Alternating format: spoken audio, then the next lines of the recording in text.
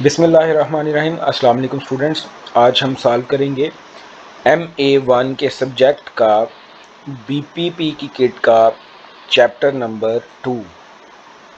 तो chapter number 2 जो information के हवाले से है, इन्फॉर्मेशन एंड रिपोर्टिंग के हवाले से है, तो इसको हम सॉल्व करेंगे आज और देखेंगे कि इसकी प्रैक्टिस में कौन से सवालात हैं और वो कैसे हमने सॉल्व करने हैं और क्या कॉन्सेप्ट हैं उनके। 2.1 में वो हमसे पूछता है how would facts and figure have been processed and communicated to another party be best describe. तो वो फैक्ट्स एंड फिगर्स की बात कर रहा है कि अगर इन फैक्ट्स एंड फिगर को प्रोसेस कर दिया जाए, तो आप लोगों को पता होना चाहिए कि हमने पढ़ा था एक डाटा होता है और एक इंफॉर्मेशन होती है। दोनों में क्या डिफरेंस है कि data raw facts and figures होते हैं। रॉ फैक्ट्स एंड फिगर्स जो हैं वो डाटा होता है, और अगर हम इसको प्रोसेस कर दें तो उसको हम इंफॉर्मेशन कहते हैं। तो बेटा उसने एग्जामिनर ने आपसे यही कहा है कि रॉ फैक्ट्स एंड फिगर को अगर प्रोसेस कर दिया जाए और प्रोसेस करने के बाद किसी दूसरी पार्टी को कम्युनिकेट किया जाए तो हम इसको क्या बोलेंगे। तो right answer is option number c, which is known as information. Question number 2.2 में वो कहता है which of the following is not an external source of information. मतलब नीचे दी गई 4 ऑप्शन में से 3 ऑप्शन जो हैं वो एक्सटर्नल सोर्स ऑफ इंफॉर्मेशन है, जबकि एक ऑप्शन ऐसी है जो एक्सटर्नल सोर्स ऑफ इंफॉर्मेशन नहीं है, वो इंटरनल होगी या कोई भी होगी, मतलब एक्सटर्नल नहीं है। तो जो एक्सटर्नल नहीं है वो हमारा सही आंसर होगी। Option number 1 newspaper. तो न्यूज़पेपर जी external source of the information होते हैं, ऑर्गेनाइजेशन इनको नहीं बनाती, ऑर्गेनाइजेशन न्यूज़पेपर को प्रिंट नहीं करती, ये बाहर से ऑर्गेनाइजेशन के अंदर इंफॉर्मेशन लेके आते हैं, सो ये एक्सटर्नल है। बी इंटरनेट भी ऑर्गेनाइजेशन नहीं चलाती, ये भी एक्सटर्नल सोर्स ऑफ इंफॉर्मेशन होते हैं। Implies, yes this is the right answer. Implies किधर काम करते हैं? With in the company. किसके होते हैं? ऑर्गेनाइजेशन के होते हैं। तो implies internal source of information होते हैं, implies is the right answer. Industry की रिपोर्ट्स भी कंपनी की अपनी नहीं होती, ये भी एक्सटर्नल टू दी ऑर्गेनाइजेशन होती हैं। Question number 2.3 which of the following is correct with regard to the above two statement. कहता है कि ऊपर दी गई स्टेटमेंट में से कौन सी ट्रू है, कौन सी फॉल्स है। कोई स्टेटमेंट सही है, कोई गलत है, दोनों भी सही हो सकती हैं, दोनों भी गलत हो सकती हैं। तो हम देखते हैं जी वन बाय वन स्टेटमेंट को। कहता है data is a scientific term for facts figures and information. जी बिल्कुल सही बात है, इसमें कोई प्रॉब्लम नहीं है। दिस इंफॉर्मेशन इज ट्रू कि डाटा जो है वो एक साइंटिफिक नेम है फैक्ट्स एंड फिगर्स का। फिर जब हम उसको ट्रांसफर करते हैं, प्रोसेस करते हैं, तो वो इंफॉर्मेशन बन जाती है। बट ये एक फैक्ट्स एंड फिगर्स का साइंटिफिक नाम है, तो ये तो ट्रू है। Number 2 information is data which has been processed. ये भी बिल्कुल सही चीज है कि ऐसा डाटा जिसको हम प्रोसेस कर चुके हों, तो प्रोसेस करने के बाद डाटा क्या बन जाता है? वो कन्वर्ट हो जाता है इंफॉर्मेशन में। सो ये वाली ऑप्शन भी ट्रू है। तो दोनों ऑप्शन ट्रू हैं, option number B is the right answer. Question number 4 को देखते हैं जी। Which of the following combination describes the purpose of management information. तो मैनेजमेंट इंफॉर्मेशन क्या होती है? हमने पढ़ा हुआ था डेफिनेशन में कि मैनेजमेंट इंफॉर्मेशन का जो मकसद है वो ये है कि मैनेजमेंट 3 काम कर सके। नंबर 1 वो प्लानिंग कर सके, नंबर 2 वो कंट्रोल कर सके, और नंबर 3 वो क्या कर सके जी? वो डिसीजन कर सके। तो ये 3 चीज़ों के लिए हमें मैनेजमेंट की इंफॉर्मेशन सही चाहिए होती है, ज़रूरी होती है। Option number D is the right answer. Option number A में प्लानिंग तो सही है, लेकिन निगोशिएशन की बात हम मैनेजमेंट इंफॉर्मेशन में नहीं करते थे। ऑप्शन नंबर बी में कंट्रोल तो सही है, डिसीजन मेकिंग भी सही है, पब्लिकेशन की बात हम नहीं करते थे। ऑप्शन नंबर सी में डिसीजन मेकिंग सही है, निगोशिएशन एंड इम्प्लीमेंटिंग इसमें नहीं आता। ऑप्शन नंबर डी में प्लानिंग भी सही है, कंट्रोल भी सही है एंड डिसीजन मेकिंग। तो ये जो 3 ऑप्शंस थी, एक प्लानिंग वाली, एक कंट्रोल वाली, एक डिसीजन मेकिंग वाली, ये सही आंसर है। क्वेश्चन नंबर 5 की तरफ आ जाते हैं जी। वो कहता है कि the cost accountant has produced a report showing the early output from the factory floor for the last week. भाईजान हमारा जो कॉस्ट अकाउंटेंट है उसने एक इन्फॉर्मेशन, एक रिपोर्ट प्रोड्यूस की है। देखते हैं रिपोर्ट क्या शो करती है। आवरली आउटपुट यानी कि एक घंटे के अंदर हमारी कंपनी में कितनी प्रोडक्शन होती है, कितनी चीज़ें प्रोड्यूस की जाती हैं। क्योंकि आउटपुट का वर्ड यूज़ हुआ है, तो आउटपुट किसकी है भाई? आउटपुट किसी भी डिपार्टमेंट की हो सकती है, लेकिन output from the factory floor. तो बेटा फैक्ट्री फ्लोर नॉर्मल सर्कमस्टांसिस में प्रोडक्शन के लिए ही वर्ड इस्तेमाल होता है, प्रोडक्शन डिपार्टमेंट का ही होता है। तो वो सवाल में ये कह रहा है कि हमारे फैक्ट्री फ्लोर से कितनी आउटपुट होती है एक घंटे के दरमियान। एक घंटे में हम कितने नंबर ऑफ पीसीस बनाते हैं, एक घंटे में हम कितने नंबर ऑफ पीसीस प्रोड्यूस करते हैं फॉर दी लास्ट वीक, पिछले हफ्ते में। तो उसने आपको 3 जो हैं इसमें कीवर्ड्स दिए हैं। पहला कीवर्ड आवरली आउटपुट, आउटपुट का मतलब रिजल्ट्स, फैक्ट्री फ्लोर यानी कि किसी प्रोडक्शन की बात कर रहा है, और लास्ट वीक मतलब काम हो चुका है। तो इन 3 चीज़ों की बात कर रहा है। तो ये चीज़ किसके लिए ज़रूरी होगी? डेफिनेटली प्रोडक्शन मैनेजर के लिए, कि हमारे एक घंटे में कितने नंबर ऑफ यूनिट्स बनते हैं। फाइनेंशियल अकाउंटेंट के लिए भी ज़रूरत नहीं है, उसने फाइनेंस से रेलिवेंट डिसीजन करते हैं। सेल्स डायरेक्टर के लिए भी ज़रूरी नहीं है, उसने सेल्स करनी है, उसका प्रोडक्शन के साथ कोई डिसीजन नहीं है। ह्यूमन रिसोर्स मैनेजर्स ने ह्यूमंस को देखना है, hiring firing etcetera. Production manager ने देखना है भाईजान कि मेरी एक घंटे में अगर इतनी यूनिट्स प्रोड्यूस हो रही हैं तो मुझे उसकी बेस पर क्या डिसीजन मेकिंग करनी है। जी नेक्स्ट क्वेश्चन 2.6, इसमें वो कहता है कि विच of the following is not a quality of good information. दोबारा दी गई 4 ऑप्शन में से 3 ऑप्शन सही हैं, एक ऑप्शन गलत है, और जो एक ऑप्शन गलत है वो हमारा सही आंसर है। तो हमने पढ़ा था कि गुड इंफॉर्मेशन का एक एक्रोनिम होता है जो कि एक्यूरेट था। तो ये एक्यूरेट अगर आपको याद होएगा तो उसमें क्लैरिटी भी आता है, रिलायबिलिटी भी इंफॉर्मेशन की होनी चाहिए, एक्यूरेसी भी होनी चाहिए, कंप्यूटराइज्ड नहीं होना चाहिए। क्योंकि कोई भी इंफॉर्मेशन ऐसी तो नहीं कि हमेशा आपको कंप्यूटराइज्ड ही प्रोवाइड करनी है। आप चाहें तो कंप्यूटराइज्ड प्रोवाइड करें, आप चाहें तो मैनुअल प्रोवाइड करें। कंप्यूटराइज्ड हो या मैनुअल हो, इंफॉर्मेशन एक्यूरेट होनी चाहिए। तो हमेशा इंफॉर्मेशन कंप्यूटराइज्ड नहीं होनी चाहिए। सो नहीं वाला आंसर हमारा सही है। तो option number D is the right answer. Question number 2.7, cost accountant has provided information about the actual and budgeted cost of the material used in production in the last month. In which of the following areas will the information above primarily aid management? सवाल में वो कह रहा है कि नीचे दी गई 4 ऑप्शन में से किस ऑप्शन से मुतल्लिक ऊपर वाली इंफॉर्मेशन गिवन है। तो हम ऊपर वाले सिनेरियो को देखते हैं।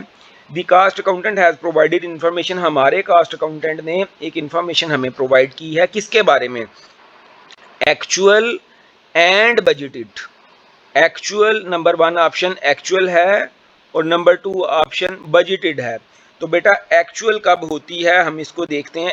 एक्चुअल का मतलब होता है कि काम हो चुका है, काम हो चुका है यानी कि कंप्लीट हो चुका है। और बजटेड कब होती है? किसी भी काम को करने से पहले, यानी कि हम काम को शुरू करने से पहले। तो इसका मतलब ये हुआ कि हम प्लानिंग कर रहे हैं। हमने किस चीज़ की प्लानिंग की होगी, किसी चीज़ के, उसके एक्चुअल रिजल्ट्स भी आए होंगे। अब देखते हैं किस चीज़ के बारे में वो ये कह रहा है। वो कहता है information about the actual and budgeted cost of materials used in production. मतलब जो हमारा मटेरियल है उसकी कीमत कितनी होगी। हमने प्लान किया होगा कि 10 रुपये का हम मटेरियल इस्तेमाल करेंगे, तो क्या एक्चुअली वो काम ख़त्म होने के बाद 10 रुपये का ही इस्तेमाल हुआ, या उससे ज़्यादा का इस्तेमाल हुआ, या उससे कम का इस्तेमाल हुआ। तो इस बारे में वो डिस्कशन कर रहा है। तो ये क्या चीज़ है? तो क्या वो प्लानिंग कर रहा है? नहीं, वो प्लानिंग नहीं कर रहा। क्योंकि प्लानिंग अगर होती तो सिर्फ बजटेड की बात होती, एक्चुअल रिजल्ट्स ना आते। सो काम ख़त्म हो चुका है। दूसरी बात इम्प्लीमेंटिंग नहीं भाई, इम्प्लीमेंटेशन भी ऑलरेडी हो चुकी है। Control, yes this is the right answer. आपने जो सोचा था, आपने जो बजट किया था क्या रिजल्ट वैसा ही आया? अगर वैसा ही आया तो चीज़ें कंट्रोल में हैं, अगर वैसा नहीं आया तो आप चीज़ों को कंट्रोल करेंगे। C is the right answer. Decision making भी इरेलीवेंट है क्योंकि फैसला नहीं हो सकता, क्योंकि काम हो चुका है, काम ऑलरेडी हो चुका है। तो बेटा इसमें उसने आपको 3 बड़े क्लियर हिंट दिए हैं, मैं इधर दोबारा हाईलाइट कर देता हूँ जी। 3 बड़े क्लियर हिंट दिए हैं जिनको कन्फ्यूजन होगी इस सवाल में। एक तो हिंट है एक्चुअल रिजल्ट्स, जब एक्चुअल रिजल्ट्स आ चुके हैं तो प्लानिंग बिल्कुल इरेलीवेंट हो गई है। दूसरे नंबर पे बजटेड कास्ट की बात कर रहा है, और तीसरे नंबर पर लास्ट मंथ की बात कर रहा है, यानी कि वो बात पास्ट की कर रहा है। तो जब भी पास्ट हो तो पास्ट की प्लानिंग कभी भी नहीं होती। तो ऑप्शन नंबर 1 तो टेक्निकली वैसे ही नॉकआउट हो जाएगा। तो आई एम होपफुल कि इस सवाल की आपको समझ आ गई है। क्वेश्चन नंबर 8, क्वेश्चन नंबर 8 में कहता जी, which of the following is not an example of internal information for the accounts department. Internal information की कौन सी एग्जाम्पल नहीं है? गुड रिसीव्ड नोट, जी बिल्कुल गुड रिसीव्ड नोट हम इंटरनल ही होएगा। हमारी कंपनी खुद ही लगाती है, हमारी कंपनी के अंदर मटेरियल आया, हमने गुड्स को रिसीव किया और उसका एक नोट लगा दिया, ये इंटरनल है। Time sheets for employees, time sheets employ हमारी कंपनी में कितना काम कर रहे हैं, कब वो इन हो रहे हैं, कब वो आउट हो रहे हैं, जिसकी बेस पर उनका टाइम कैलकुलेट होएगा, उसकी बेस पर उनकी सैलरी बनेगी, ये भी कंपनी की इंटरनल इंफॉर्मेशन है। Then material requisition from the factory, हमारी कंपनी को, हमारी फैक्ट्री को कितने मटेरियल की रिक्वायरमेंट है ये कौन बताएगा? हमारी अपनी कंपनी, ये भी इंटरनल इंफॉर्मेशन है। D purchase invoices from supplier, yes this is the right answer. ये इंटरनल नहीं होता, परचेज हमने की है लेकिन इनवॉइसेस बिल्स कौन भेजेगा? हमारा सप्लायर। तो सप्लायर हमारा जो परचेज हमने की उसकी इनवॉइस भेजेगा, तो this is the external information. So option number D is the right answer. Next जी 2.9 में वो कहता है कि which of the statement about management accounting are true. नीचे दी गई 3 स्टेटमेंट्स को देखना है ट्रू या फॉल्स हैं। Number 1, management accountants are legal requirement for a company. नहीं भाई, मैनेजमेंट अकाउंट्स लीगल रिक्वायरमेंट नहीं होती, फाइनेंशियल अकाउंट्स लीगल रिक्वायरमेंट होती हैं। Option number 2, management accounts consider future data only. नहीं भाई, मैनेजमेंट अकाउंट पास्ट को भी कंसिडर करते हैं और फ्यूचर को भी कंसिडर करते हैं। पास्ट की बेस पर हम मोस्टली फ्यूचर को प्रिडिक्ट वगैरह करते हैं। Option number 3, management accounts include financial and non financial information. Yes this is the right answer. Management accounts में फाइनेंशियल भी और नॉन फाइनेंशियल दोनों इंफॉर्मेशन होती हैं। D is the right answer. Question number 10, which of the following is not N attribute of management accounts. Management accounts की नीचे दी गई 4 ऑप्शन में से कौन सा करेक्टरिस्टिक्स नहीं है? A based on historic data only, yes this is the right answer. कि मैनेजमेंट अकाउंट्स जो हैं बेटा वो हिस्टोरिक डाटा पर भी बेस होते हैं प्लस फ्यूचर डाटा पर भी बेस होते हैं। इधर उसने कहा है based on historic data only, तो ये ऑप्शन नहीं होती। मैनेजमेंट अकाउंट में सिर्फ हिस्टोरिक डाटा नहीं होता, फ्यूचर डाटा भी होता है, तो फ्यूचर की भी प्रेडिक्शन हम करते हैं। सो ए इज द राइट आंसर। बाकी ऑप्शंस को भी 1 बाय 1 देख लेते हैं। Produce for internal use only, हाँ जी बिल्कुल सही बात है जी। मैनेजमेंट इन्फॉर्मेशन जो है वो सिर्फ इंटरनल यूज़र के लिए होता है, internal planning control and decision making के लिए, तो ये तो होता है। तो हमने तो नॉट वाला फाइंड करना था जो हम ऑलरेडी कर चुके हैं। C use for planning decision making and control, बिल्कुल सही बात है, ये भी हमारा आंसर नहीं होएगा क्योंकि ये सही बात है। D presented according to management requirement, जैसी कंपनी के मैनेजमेंट की रिक्वायरमेंट है उस हिसाब से हम प्रेजेंट करेंगे, तो ये तीनों तो सही हैं। तो जो सही है वो हमारा आंसर नहीं होगा क्योंकि हमें ढूंढना था नॉट वाला। चलें जी क्वेश्चन नंबर 11 पे आते हैं। क्वेश्चन नंबर 11 में वो कहता है which of the following could be considered to be a limitation of cost and management accounting information. अच्छा जी, लिमिटेशन फाइंड करनी है हमें एक्चुअली। तो लिमिटेशन क्या होती है? जिससे आगे नहीं जाया जा सके, जिधर आके काम रुक जाए, तो वो हम देख लेते हैं इसकी लिमिटेशन क्या है। ऑप्शन नंबर 1 में वो कहता है affected by changing prices over time, yes this is the right answer. आपने मैनेजमेंट या कॉस्ट अकाउंटिंग की और आपने लेट्स से जी एट द स्टार्ट ऑफ सितंबर 1 सितंबर को आपने कहा हमारा 100 kg मटेरियल लगेगा और मटेरियल की कॉस्ट थी, ये क्वांटिटी हो गई, और आपने कहा जी मटेरियल की कॉस्ट थी 5 रुपये, 5 रुपीज़, तो टोटल मटेरियल आपका 100 multiplied by 5 is equal to 500 का आपने ये टोटल कॉस्ट प्रिडिक्ट की थी एक मंथ की for the month of September. But actually चूंकि गवर्नमेंट चेंज होती रहती है और पाकिस्तान के हालात आजकल आपको पता है कि कैसे हैं, आपकी क्वांटिटी मटेरियल की तो 100 ही लगी, लेकिन मटेरियल जो था वो महंगा होकर 7 रुपये का हो गया था, तो एक्चुअली आपका मटेरियल 700 का लगा। सो ये affected by changing price over time. सितंबर की फर्स्ट डेट को हमने काम स्टार्ट किया, जैसे जैसे हम आगे बढ़ते गए सितंबर की 2, 4, 5, 7 तारीख आती गई तो मटेरियल की प्राइसेस बढ़ती गई, तो ये इसकी लिमिटेशन है। B includes non financial as well financial information, ये बिल्कुल सही बात है जी, इसमें फाइनेंशियल एंड नॉन फाइनेंशियल दोनों होती हैं, तो ये इसकी लिमिटेशन नहीं है। प्रोड्यूस पीरियडिकली, हाँ हम पीरियड बेसिस को प्रोड्यूस कर सकते हैं। And D produced in the format required by management, जैसा मैनेजमेंट को फॉर्मेट रिक्वायर्ड होएगा उसके मुताबिक हम इसको प्रोड्यूस करेंगे, बिल्कुल सही कह रहा है वो। नेक्स्ट क्वेश्चन देखते हैं जी, which of the following information is true about the management information, के बारे में सच्ची इंफॉर्मेशन कौन सी है।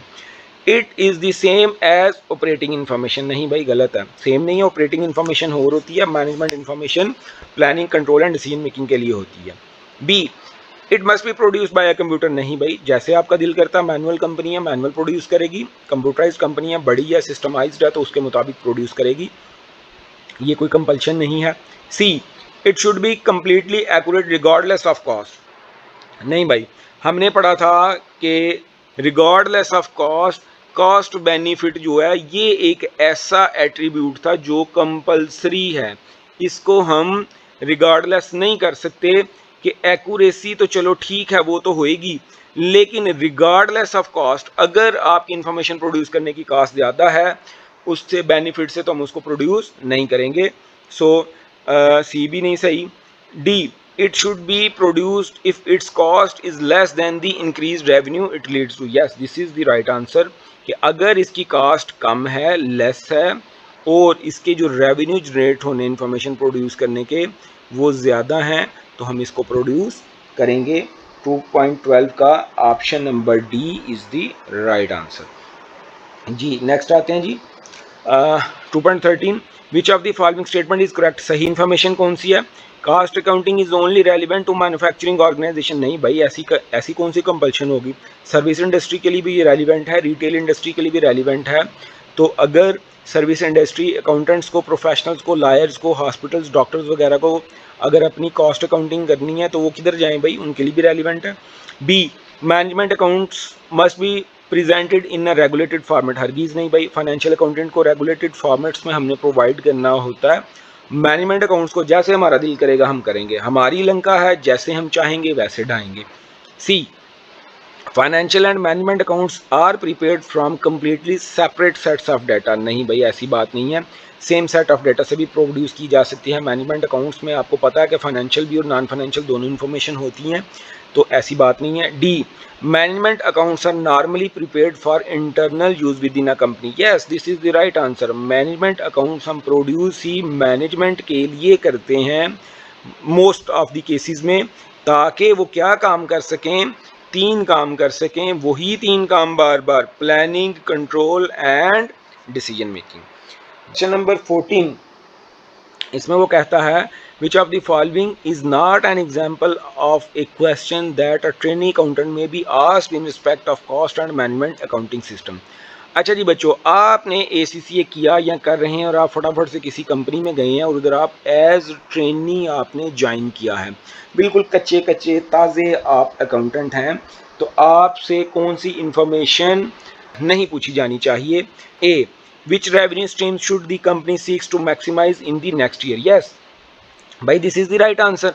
ट्रेनी अकाउंटेंट को क्या पता कि भाई आप कौन सी रेवेन्यू स्ट्रीम यूज करेंगे नेक्स्ट ईयर के लिए, अगले साल की प्लानिंग, डिसीजन मेकिंग, ये रेवेन्यू स्ट्रीम्स का आपका क्या होएगा, प्राइसिंग आप कैसी करेंगे, रेवेन्यू किधर से लेके आएंगे, क्या कैंपेन वगैरह कराएंगे, ये ट्रेनी अकाउंटेंट का काम नहीं है, ये बड़े लोगों का काम है। ट्रेनी वाला बेचारा ऐसे कामों के लिए थोड़ी होता है, अभी तो वो काम सीख रहा है। B what have revenues for each stream been in the last period, हाँ पिछले साल हमने जो भी स्ट्रीम यूज की उसका पिछले साल की बात कर रहा है, लास्ट पीरियड की, तो उसका डाटा अवेलेबल होगा। तो ये अवेलेबल डाटा आप ट्रेनी अकाउंटेंट को कह सकते हैं कि भाई निकाल के लाओ data. C, what has the cost of goods produced और services provided been for the last period. पिछले साल हमने जो चीज़ें बनाई उनकी कॉस्ट क्या थी, इसका डाटा भी अवेलेबल होएगा, ये भी उससे पूछा जा सकता है। D, what has the cost of operating department been the last period. पिछले पीरियड में हमने कोई डिपार्टमेंट जो था वो चलाया था, उसकी कॉस्ट कितनी। ये सारे data B, C and D ये पूछे जा सकते हैं ट्रेनी अकाउंटेंट से, चूंकि डाटा अवेलेबल है और उसको हम बोलेंगे जाओ भाई निकाल के लाओ। सो ए जो है वो प्लानिंग के बारे में है, डिसीजन मेकिंग के बारे में है, कंट्रोल वगैरह की बातें हैं, बड़ी बातें हैं, वो ट्रेनी अकाउंटेंट अभी नहीं करेगा। 2.15 के बारे में वो कहता है कि ये जो सवाल है हमने जुलाई दिसंबर 2017 से निकाला है। वो कहता है which of the following is an essential feature of useful management information. Useful management information का एसेंशियल फीचर कौन सा होता है जी। Completely accurate, appropriate for any purpose. C, cost effective, लाजमी होना चाहिए, ये कंपल्शन है, ये कंपल्सरी है, एसेंशियल फीचर है। So C is the right answer. I am hopeful कि आपको चीज़ों की समझ आ रही है। किसी किस्म की कोई प्रॉब्लम आए, कोई मसला आए, आप मुझे कांटेक्ट कर सकते हैं, व्हाट्सएप कर सकते हैं या ईमेल के थ्रू कॉल कर सकते हैं, कोई भी ऑप्शन आपके पास अवेलेबल है। माय कांटेक्ट नंबर इज़ 0303686498 और अगर आप पाकिस्तान से बाहर से हैं तो 0092 ये डायल कर लीजिए पहले। आप मुझे व्हाट्सएप कर सकते हैं। अगर आपने मुझे ईमेल करनी है तो माय ईमेल इज़ adilmia26@gmail.com। जी इंशाल्लाह नेक्स्ट लेक्चर में मुलाकात होगी। अल्लाह हाफिज़।